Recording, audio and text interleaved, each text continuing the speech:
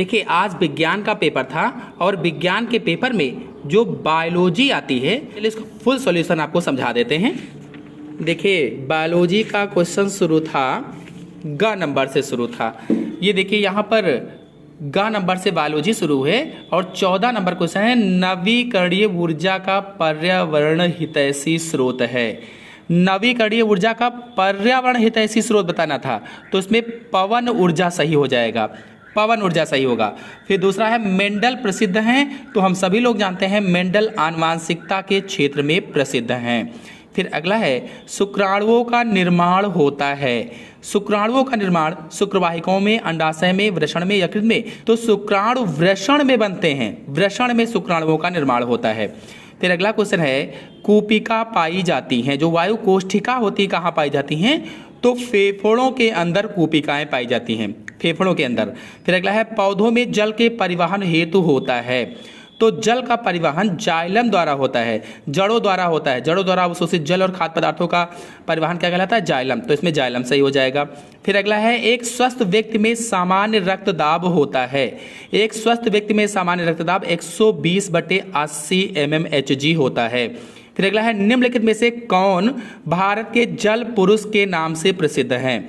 भारत के जल पुरुष कहा गया है, तो राजेंद्र सिंह भारत के जल पुरुष के नाम से प्रसिद्ध हैं। चलिए बड़े क्वेश्चंस को देख लेते हैं। देखिए उपखंड ग है और पहला है मेंडल के नियमों का वर्णन कीजिए। आइए इसको समझाते हैं। देखिए जो मेंडल के नियम हैं, मेंडल के नियम में क्या था, प्रभाविता का नियम था, प्रभाविता का नियम पहला था। दूसरा पृथक्करण का नियम था, पृथक्करण का नियम, और तीसरा नियम था स्वतंत्र अभ्युवन का नियम, स्वतंत्र अभ्युवन का नियम। तो देखिए ये तीनों नियम मैंने बताए थे आएंगे, बहुत ही इंपॉर्टेंट है, देखिए परीक्षा में आ भी गए हैं।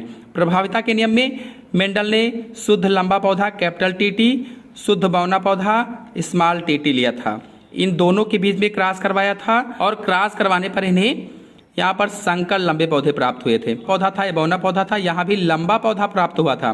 तो लंबा पौधा ये था, बौना पौधा ये था, लंबा पौधा प्राप्त हुआ तो ये प्रभावी हुआ। तो जो लक्षण प्रकट होता है वही प्रभावी होता है, यही प्रभाविता का नियम है। अब पृथक्करण में क्या किया था, तो इसके आगे फिर से स्वपरागण करवाया था पृथक्करण में, और स्वपरागण कराने पर इन्हें 3 लंबे पौधे और 1 बौना पौधा, यानी ये फिनोटाइप अनुपात था 3:1 का, जबकि जीनोटाइप अनुपात में 1:2:1 के अनुपात में पौधे इनको प्राप्त हुए थे। ये पृथक्करण का नियम हो जाएगा। स्वतंत्र अभ्युवन के नियम में इन्होंने पीले और गोल बीज, हरे और झुर्रीदार बीजों को लेकर के प्रयोग किया था। तो पूरी जानकारी के लिए आप हमारे चैनल से वीडियो को देख लीजिए। फिर अगला है एक आवृत बीजी पौधे में निषेचन के पश्चात होने वाले परिवर्तनों का। देखिए निषेचन के पश्चात जो बाह्य दल पुंज होते हैं वो मुरझाकर गिर जाते हैं, मुरझाकर गिर जाते हैं। जो दलपुंज होते हैं ये भी मुरझाकर गिर जाते हैं, कुछ को छोड़ करके, बाकी सभी में मुरझाकर गिर जाते हैं। वर्तिका जो होती है, वर्तिका और वर्तिकाग्र भी मुरझाकर गिर जाते हैं। जो अंडाशय होता है वो फल में बदल जाता है, जो बीजांड होते हैं वो बीज में बदल जाते हैं। यही सारी चीज़ें इसमें लिखनी थी।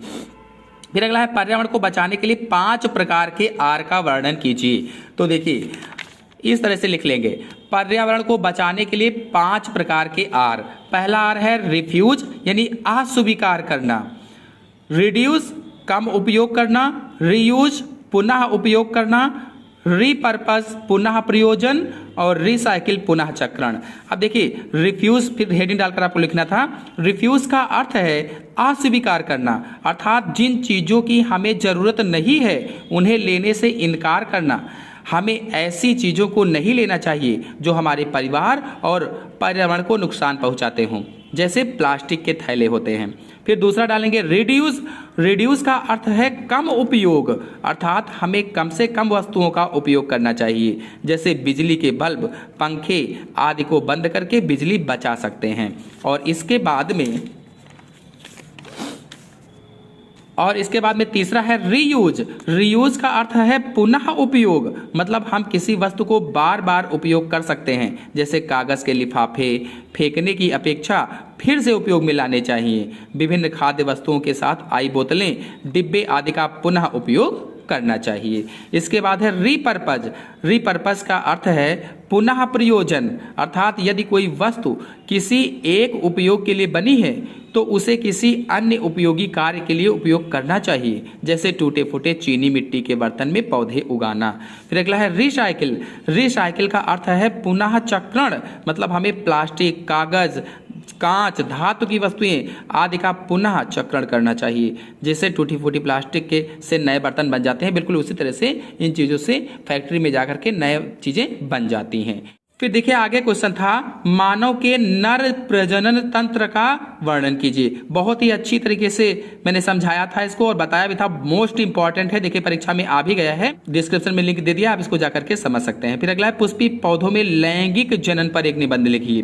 पुष्पी पौधों में लैंगिक जनन मतलब आवृतबीजी पौधों में निषेचन क्रिया को बताना था इसमें, तो इसका भी चैनल में वीडियो अपलोडेड है, आप लोग जाकर के देख सकते हैं। तो इस तरह से पूरा प्रश्न मैंने सॉल्व करा दिया है। आशा है आप लोगों के पेपर अच्छे हुए होंगे। धन्यवाद।